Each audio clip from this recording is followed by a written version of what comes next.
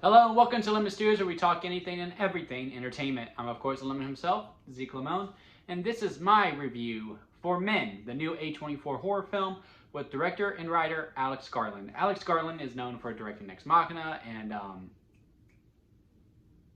Annihilation. It had to come to me for a second, but it did. I enjoy Alex Garland stuff. I thought a lot of people did. Apparently we don't. From what I've seen on Twitter, apparently a lot of people don't like his stuff. I think they're just looking for clout, but hey, just thought I would point that out. If you're not a fan of him, I would like to know why. I enjoy Ex Machina quite a bit. Annihilation was hit or miss for me in some places, but I still enjoyed it overall. So I was really looking forward to this, and also y'all know how much of a huge of a fan I am of A24. I go on a big spiel about it in my Everything Everywhere All the Time review, all at once review, which is doing very well. So you know, if you've seen that review, you know how much I just absolutely love A24 and how they do their horror flicks. So I was really looking forward to Men, and I was actually really scared because the A24 horror movies usually really scare me. And Alex Garland is really good at genre bending. Men follows the story of a lady who goes through a tragedy with her husband, and she goes away for she tries to get away for a couple weeks and stays in this beautiful home, and then she goes out for a walk, and then something or someone is following her. That is the basic synopsis of it. I don't really want to give everything away. So with a title like Men, you kind of know where it's going, and they have a very interesting story device that they use, where they have the same guy pretty much play every male character besides the husband of the woman that we are following throughout the whole entire movie. And I'm still not sure how I feel about it. So I saw this movie Thursday, and I'm recording on Friday. So by the time y'all see this, I would have recorded. Is when I'm doing the recording. I always wait a day with A24 movies because this always happens to me. I get out of it, I really don't know how I feel about it, and I gotta sleep on it, and then, you know, this is one of the few movies, I call it the A24 rule now, where I watch other reviews before I do my review, just so, you know, because, you know, sometimes you watch a movie, you don't really know how you feel about it, you hear other people talk about it, and their perceptions on it, you have a few discussions of your own, and then you're able to be like, yeah, you know what, that movie was good. Basically, every A24 movie does that for me. Hereditary, Midsommar, The Lighthouse, well, actually, Midsommar I actually liked, and then I continued to like more after I talking about it. The Lighthouse, The Witch, all those, I'm just like, I don't know how I feel about that. And then after a few discussions, I was like, yeah, no, that was a good movie. And I'm pretty sure this is going to be the same way with Men as well. I came out of it, I wasn't really sure about it. And, you know, it is pretty straightforward with how it is.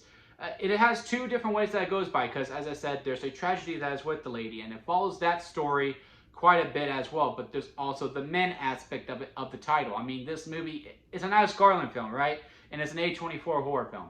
There is metaphors spread out throughout this whole entire movie. Yeah? Yeah.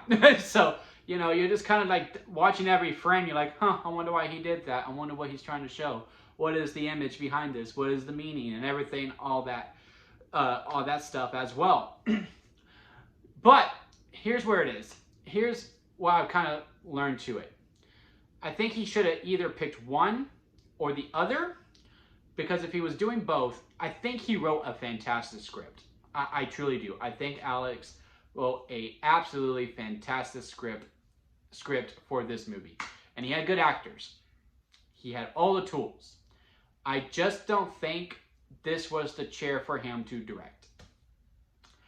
And what I mean by that is the men aspect of it, and what this woman goes through with the men that she meets, or the man, because again, it's the same guy every single time.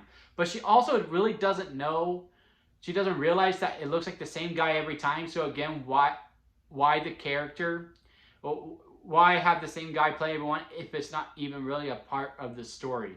I'm still really confused by that. That's one of the main negatives to me. Like, I've heard other interpretations of it, and some of these I get that I can't really go into without spoiling. But yeah, like that one's just like, I really don't know that. And I think I probably could understand it better if it was a woman in the chair directing this film. Because there is a moment in this film where it involves the door, and the male door, because it's like a really old house. And you know how some of the living room doors have the mail slot. There's a story beat with that, and once that happens, you kind of know where this movie is going. And once I got there, I was like, okay, I'm somewhat following. But I think I would have had a much better understanding of the whole film and all this stuff if it was a woman in the chair who can actually, who, you know, because women deal with these kinds of experiences with men. I can't really go in that much into it without spoiling it. And I'm not going to spoil it. But, you know, this woman goes through things that women go through. And I think if a woman was directing her through that, I could have a better understanding of it and all this stuff.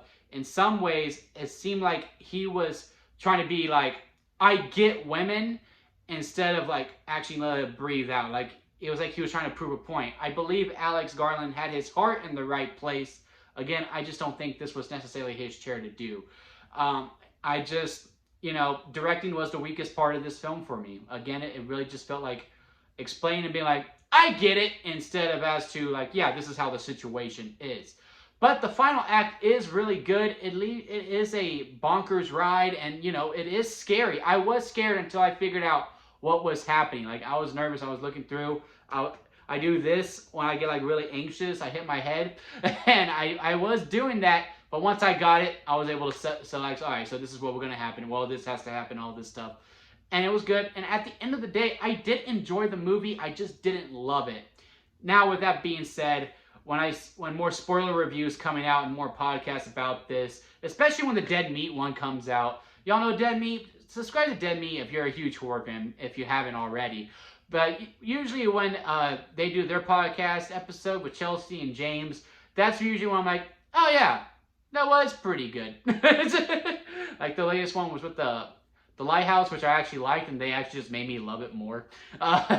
So I'm pretty sure once I hear that one, I'll really have my final verdict on it. And this could probably go to like just missing top 10 to top 10, maybe top 5 in all honesty. But if I had to rank it on the lemon scale right now, where it goes sour lemon, expired store-bought lemonade, lemonade, freshly squeezed lemonade, and then strawberry lemonade. This is a store-bought lemonade, but it's really good store-bought lemonade, you know, like pure lemonade. That lemonade is like the best store-bought lemonade to get. And I give it that, but it's not quite to lemonade. But again, after I hear a bunch of different reviews and different podcasts of it, maybe it could go from store-bought lemonade to freshly squeezed for sure.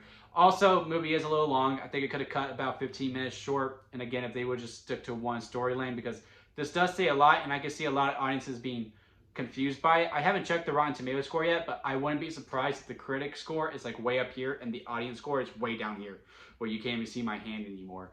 But yeah, have you seen Men? Comment below and let me know, what you thought of the movie. What were your anticipation of it? Let's have a conversation down in the comments. If you like this video, give it a thumbs up, and if you like me, hey, hit that subscribe button, as I am trying to grow into my YouTube career. And that'll be it for me, guys, and I'll see you here next time at Lemon Studios.